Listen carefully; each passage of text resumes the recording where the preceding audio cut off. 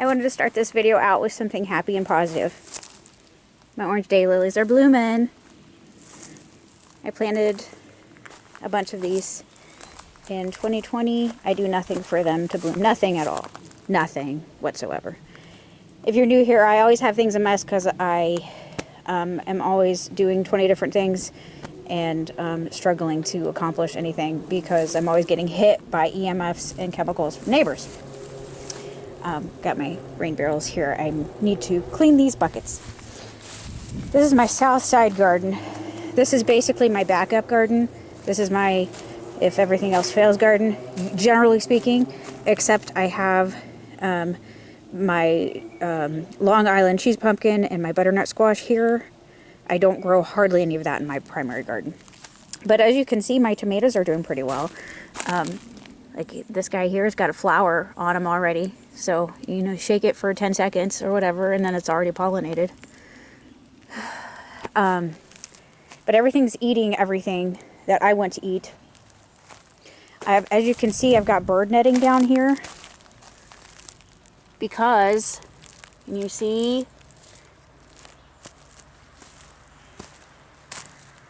You see my damage? Damage to my squash here. I've never had things eating my plants, my squash down here, until I actually had squash on the vines.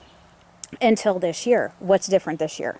This year I realized that it was the big groundhog that was eating my garden, not deer last year, for most of the year. And I fenced out the big groundhog. The little groundhogs can still get in. I'll show you what I did. Still working on that. I fenced out the big groundhog, and what happened within a few days? This happened. So I have bird netting, which I already had, over most of my squash here.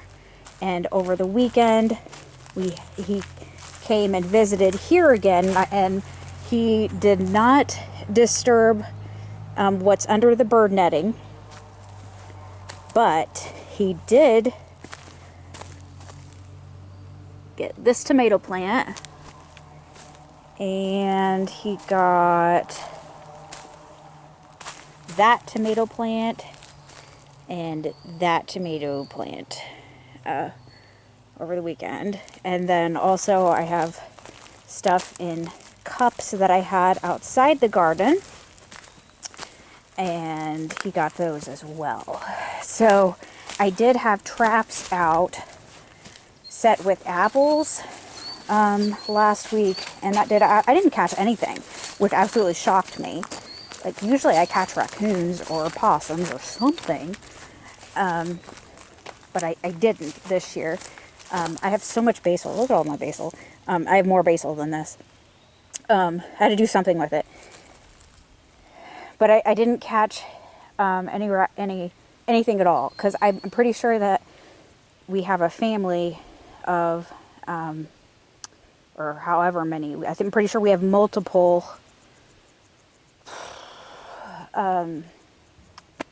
groundhogs underneath one of our sheds. I got this trellis, and I did get the trellis for the garden, but then I just now opened it up, and I thought, oh, maybe it would work over my squash, and that definitely would not be the case. You know, this would not work for squash, but this will work as a trellis. Whether I use it with these, because this will be much faster than using twine or yarn to install. Whether I use it with these or whether I'm able to get metal T-posts in, we'll see. I hope that I can handle putting in metal T-posts. We've got plenty of metal T-posts already on hand, and the metal T-post hammer or inner thing. So I'm hoping that I can handle that and do that, because that would be even better than these, because the metal T-post, you know, is probably 5 feet tall or so. So that would help a lot to get higher, or to get more height for this. But if you talk about, you know, struggles with gardening or homesteading, and you talk about how everything's eating your garden and your food supply, and you say anything negative about it, you always have these people who do not homestead, who do not garden for their lives, saying things like, oh, they were there first, or, oh, they just want to eat just like you, just let them eat. You know, you shouldn't be upset about them eating your food, eating your garden. Okay, I garden, I grow food so I can eat. If someone breaks into your home and steals from you, if I said, oh, they're just hungry, oh, they just wanted your TV, oh, they were just thirsty and wanted your water bottles, or oh, they just needed some clothes, or they just needed some jewelry, would you be okay with me saying that to you? No, of course not, because that's insane. That's absurd. This is mine. This is mine. Okay, this is my food. I need you to understand this. When you say things online or in person, over the phone, whatever, and I'm not talking to anyone in particular, FYI. When you say these things to homesteaders or to people who are gardening so they can eat or so they can, you know, spend less money on food, if you say things like, oh, well, just, you know, just let the animals eat your food, that is no different than me telling you, well, just let the thieves come in and steal your stuff. Just go ahead and let them do it. Maybe they need it more than you do. Okay, I am on 6 acres of land. I'm not even asking for half an acre to be left alone, you guys. Not even a quarter of an acre. Not even 1/4 of an acre. They can have 5.75. They can have more than 5.75 acres to do whatever they want, to eat anything on 5.75 acres of land. Okay, just leave less than 0.25 acres alone. That's it. People are so completely divorced from nature and from growing and obtaining their own food that they don't even understand the repercussions upon farmers, market gardeners, homesteaders, gardeners of the world in which we're living in, and of, oh, just live and let live. They don't understand this at all because they have relied, so many people have relied on grocery stores, which, by the way, are going to be empty here at some point. Suddenly the storehouses shall be empty. They're so reliant on them that they can't even comprehend and process the fact that some of us rely on this to eat. Once again, I'm not talking about anyone in particular. I haven't even heard from anyone about gardening for a while.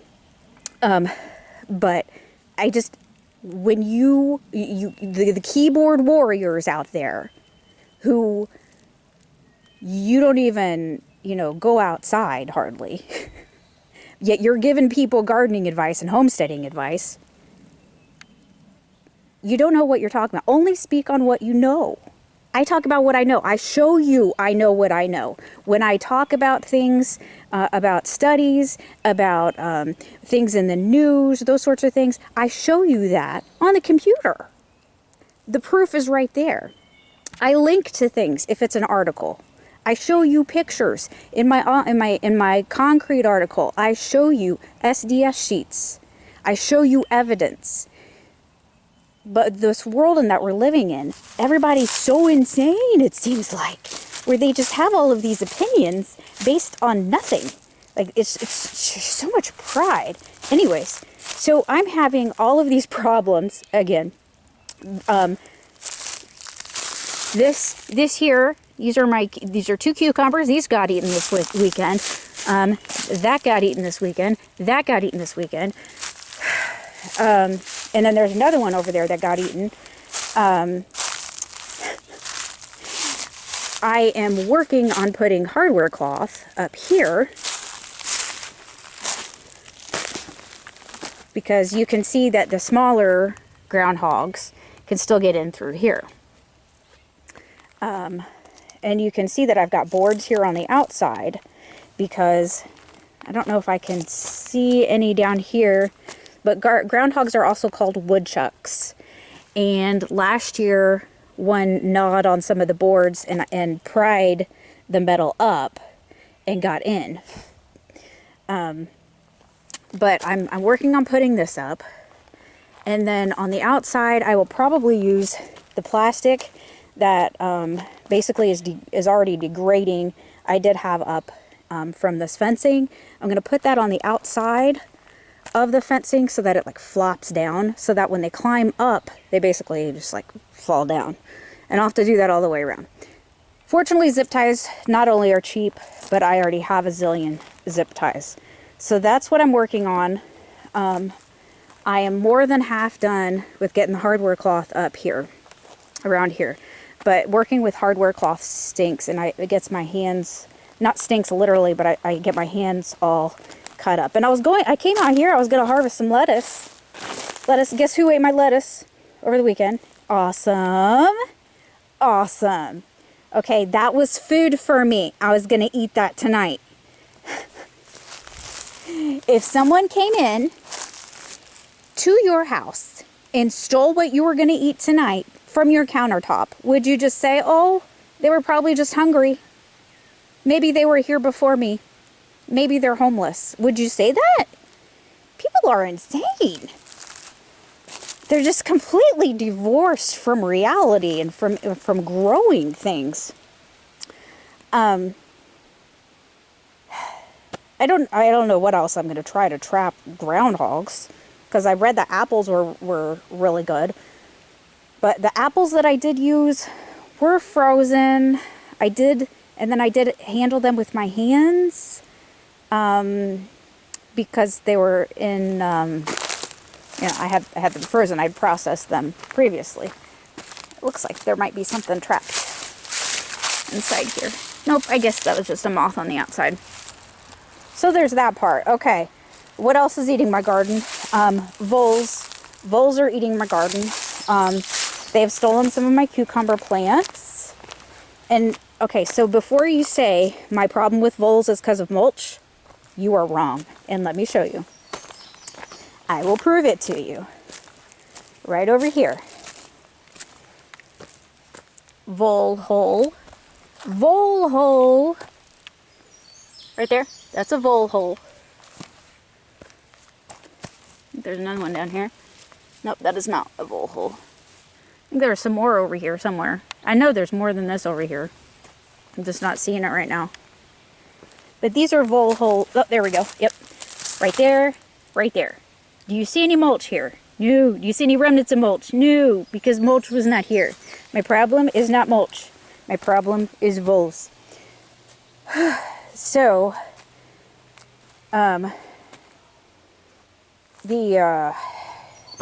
what's his face? Elliot Coleman in his book has, I can't remember. I don't remember which one of his books it is. I'll link to it. He has a trap that he built from scrap lumber and mouse traps for voles. And so I'm probably going to try that. And so I need to order some mouse traps. These kind of mouse traps are not working. I did for voles. They do work for mice.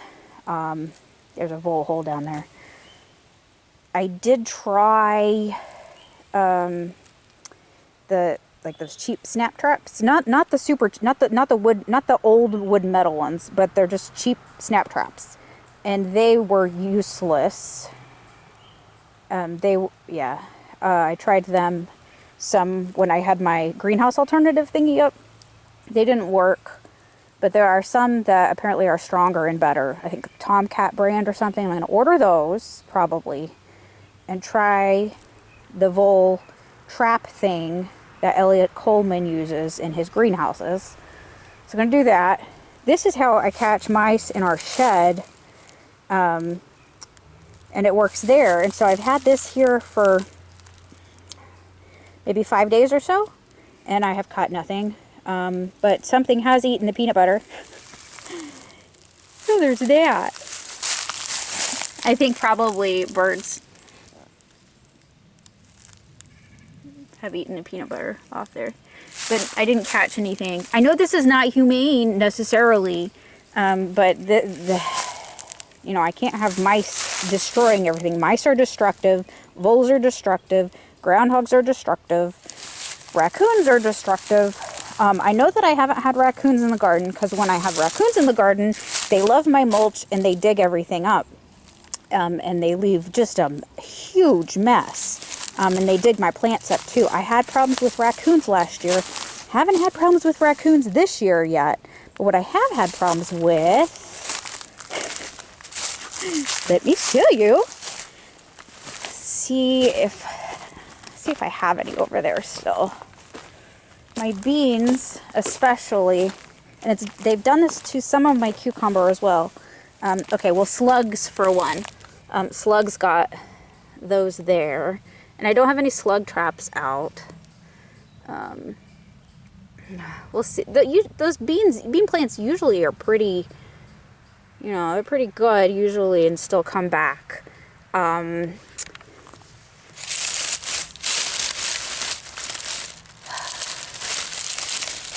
Some of them are slugs. Some of them are not. I'm not seeing any right now, but pill bugs will girdle your plants, and I'm having problems with pill bugs this year. I've had problems with cutworms before, and I had problems with some cutworms. The same solution for cutworms is the same solution as for pill bugs, apparently. Which what I used to do is you cut off the end of a plastic cup, just a regular clear plastic drinking cup, and then stick it in the ground. So what I did is I pulled out all of these, and I put a lot, like some of these I had already removed these, but I don't want them to be damaged by the pill bugs or the cutworms, so I put these back down on a lot of plants to hopefully mitigate that. And I haven't seen any damage on any since I did that, as far as cutworms or pill bugs. Last year, it was probably July, and a cutworm came through on my south side garden and took out, I think 6 of my bean plants, and they were well-established bean plants. They were producing beans just all in one fell swoop, all one night. And it was definitely a pill bug, or not a pill bug, a cutworm. Sorry, a cutworm. Craziness. So everything wants to eat my garden, which is good and bad. It's good because it means that I have actual food to eat, and I'm growing clean food. It's bad because I want to eat too.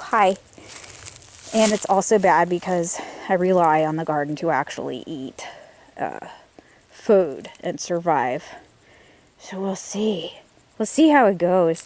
My garlic, I just harvested a bunch of garlic scapes, believe it or not, because they're, these guys aren't ready yet to harvest, but they're very close. It's just all of a sudden garlic scapes are ready. And this year my garlic scapes are ready earlier than ever before. I do have my so-called red flowers growing. For some reason I can't get them growing here in this one, and I'm not sure what's going on with that. But I've got some male flowers growing of various squash. We'll see, guys. This is the reality of homesteading. This is a reality of gardening. There's always something trying to eat your food, and I'm thinking about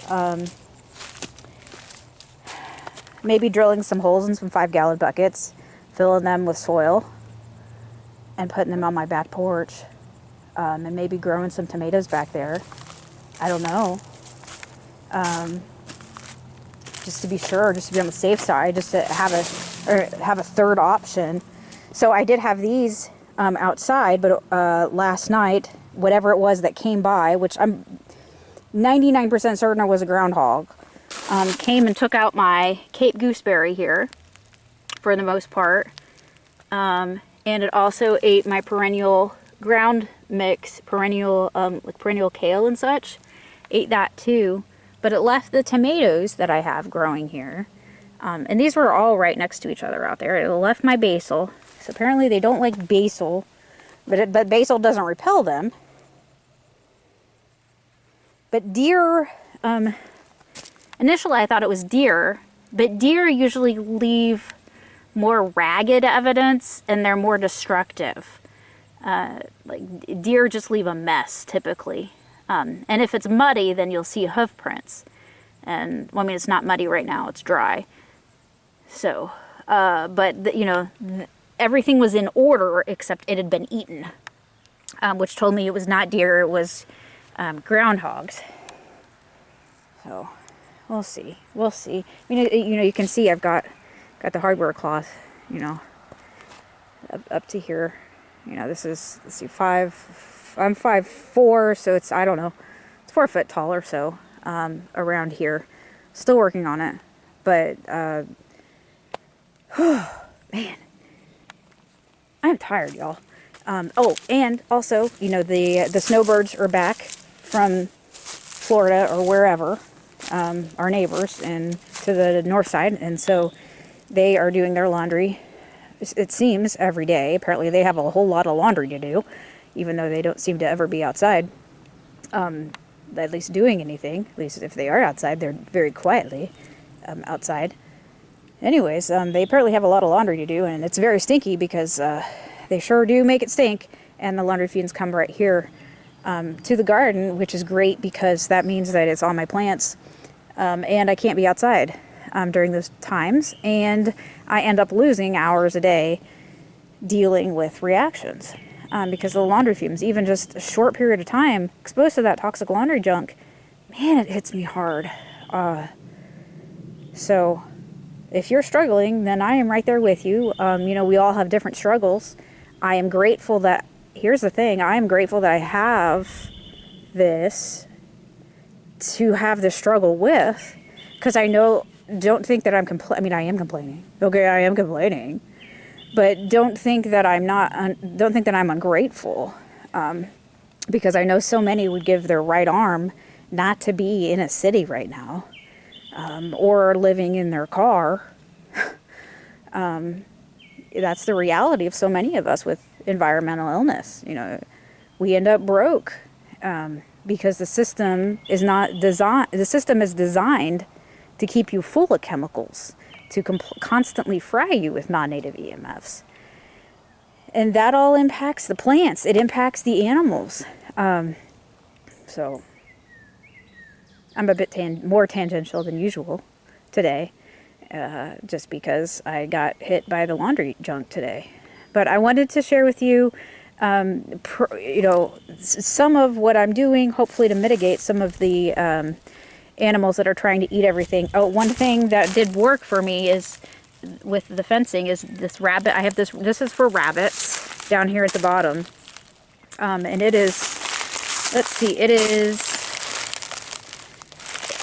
it's about as high as my knee. It's about as high as my knee, and then on the outside, let me see if I can find a spot where you can see it. So over here, it's underneath landscape fabric. But back here, it is not underneath landscape fabric. Back here, you can see it just goes out, and then it's underneath junk wood. This is just junk wood, okay?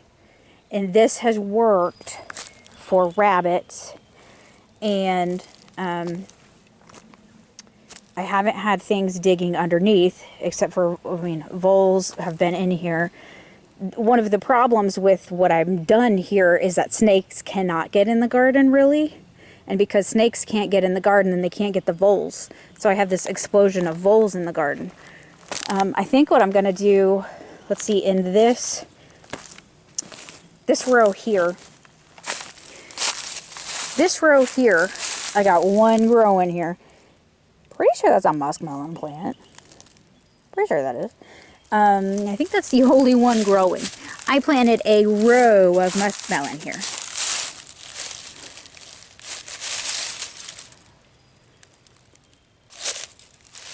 Most of them I transplanted. Oh, look, we got one growing now. It's like they mostly were taken. Okay, great, they're growing now. Okay. Most of the ones that were taken, I planted some seeds. Got a few here growing. Okay, great. That's good. But I did have all the way down here cantaloupe or muskmelon, whatever you want to call it. And voles came in and stole them, like just stole the plants. And then I planted seeds, and guess what? The voles came and took the seeds. So what I think I might do, because I've only got 4 plants, actual plants growing here in this row. What is this? What are you? That's actually a weed. Yeah, that's actually a weed. I only have 4 plants growing in this row. So what I'm going to do, I think, is remove them, put them in pots, and till this line here. Because that's obviously more of a problem for voles in this line. And then I think I will take the soil and put it into like the big plastic totes. I don't know, 32 gallon or something like that you used to move. I don't know, 20 some gallon. That's not ideal, but I have grown in them before. And that would be a lot of soil. It would take longer to dry out. Wouldn't have the problem with voles, which is a huge problem. Voles obviously are a huge problem for me. And then I would put them in a line down this. And I do have a couple bags of my Happy Frog soil. So I'm thinking I might do that. But first I gotta keep the groundhogs out of here. So we'll see. I'm thinking that's what I'm gonna do. And then I'm also gonna keep trying to trap the groundhogs. And obviously I'll dispatch them. By the way, a lot of people think that that trapping and relocation is humane, but it's not. So if let's say ICE picked you up today, flew you to Russia, and just dropped you there, how would that go for you? Yeah, different language. You don't know anybody there. You don't know anything there. You don't know where anything's at. You have no resources, no home, no food. You don't know where to get food at. See, that's why so many animals that are relocated end up dying, wild animals. And it's not actually as humane as people think. It's generally actually far more humane just to dispatch them. And a lot of wild animals will, groundhogs, you got to go more than 5 miles. Probably more than 10 miles, honestly, if you're going to relocate them. And then they'll probably die anyways. And they'll die a long, suffering death. I mean, so these are things that you have to think about. The actual real world evidence is pretty clear. It's not as humane as people want to think. You might think it is, but it's not. Just like people think that putting a GIS microchip or any kind of microchip in their pet is a good idea. The whole purpose of putting microchips in pets is so that they can normalize putting microchips in an animal, and then eventually normalize the microchip being put in a human being. Microchips emit radio frequencies. Otherwise, it can't be detected by a microchip reader. This is very basic information. This is how they work. I'm going to say this again, just in case somebody missed it. Maybe in a different way. When you put a microchip in your pet, you are putting a cell phone in your pet. You're putting a miniature cell phone tower or a Wi-Fi transmitter in your pet. Do you think that's good for their health? That's something you're going to have to decide yourself. Do you think that's good for your health or your children's health? Probably not. Just like putting a microchip in you is not good for your health. Anything that emits radio frequencies is known to cause harm.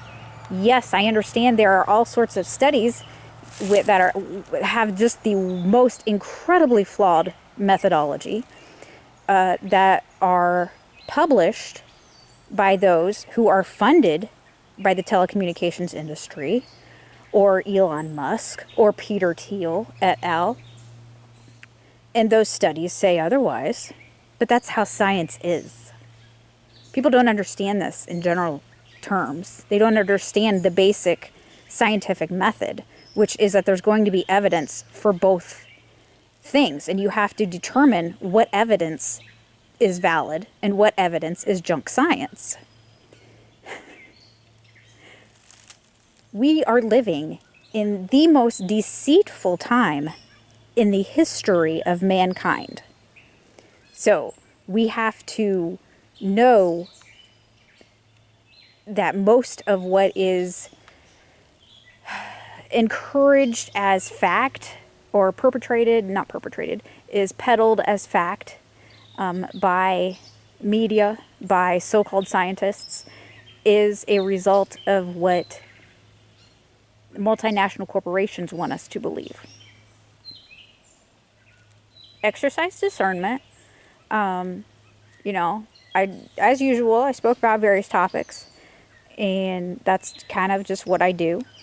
If you appreciate that sort of thing, be sure to subscribe to our newsletter. I do regularly download the email list on Substack, just in case / when I get kicked off of there. If I'm still allowed to have internet, then we'll see. But if so, then I'll still be able to potentially maybe send out to the email list, maybe potentially, if I'm again allowed to have electricity and a computer and internet, and if I'm allowed to, you know, function as a member of society or not, we'll see. But this is the world we're living in. I mean, just look at the executive orders from governors just across the world. I mean, it's utter insanity what we're living in. I mean, I'm not going to be allowed to do this here at some point. I mean, seeds, I have a video in which I showed you an executive order. Was it a news story? No, it was a law passed here in wonderful Freedom Loving Indiana. You know, Republican freedom, yeah. Freedom Loving Indiana here. Indiana hates seeds. Indiana doesn't want you to have seeds. Indiana doesn't want you to sell seeds. Indiana doesn't want you to sell plants. Indiana doesn't want you to have plants. Indiana, I also have that video up on bird flu, about Indiana and the surveillance state, because Indiana kept disclosing in all of their emails about bird flu about how they know who has backyard chickens.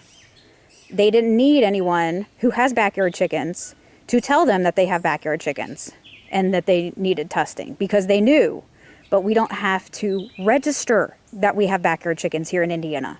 The only way that the state of Indiana knew who had backyard chickens in the so-called surveillance zone, and that's what they phrased it as, is because we are living under a surveillance state in which our information is illegally harvested and given to the government, or sold to the government, however, who knows. All of these things that I'm saying are wrong speak. So is it any wonder that my content is hidden online? Other people do live streams. I can't do live streams.